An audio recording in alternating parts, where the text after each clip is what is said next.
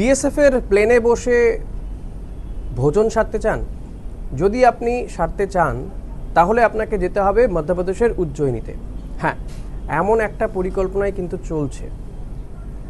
একজন scrap dealer, যিনি এই ধরুন ভাঙাচোরা জিনিসপত্র কেনেন, তিনি বিএসএফ এর থেকে আস্ত একটা প্লেন কিনে ফেলেছেন, যেখানে 55 জন বসতে পারতেন যখন সেই প্লেনটি ব্যবহার করা হতো। কিন্তু এখন এই যে স্ক্র্যাপ ডিলার, যিনি এই প্লেনটি কিনেছেন মধ্যপ্রদেশের উজ্জয়িনীতে, তিনি নিয়ে গিয়েছেন প্লেনটিকে এবং তিনি চাইছেন এখানে একটি হোটেল তৈরি করতে। আস্ত একটা হোটেল তৈরি হবে। ভাবুন একবার, বিএসএফের একটা প্লেনে আপনি গিয়ে বসে দুপুরবেলার লাঞ্চ সারছেন বা ডিনার সারছেন, কেমন হবে ব্যাপারটা? এটাও বাস্তবে হতে পারে, আর তেমনই পরিকল্পনা করা হচ্ছে।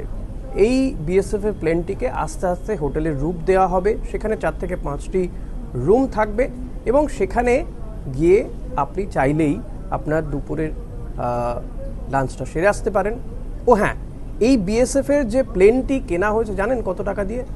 40 লক্ষ টাকা খরচা করে বিএসএফের কাছ থেকে এই প্লেনটি কিনে নেওয়া হয়েছে। তবে এটাই প্রথম নয়।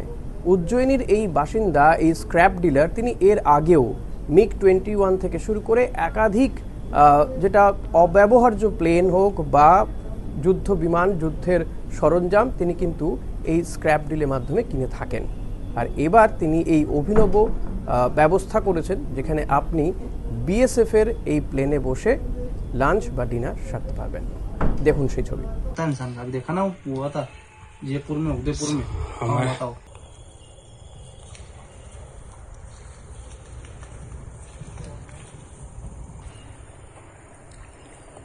होना बाकी है।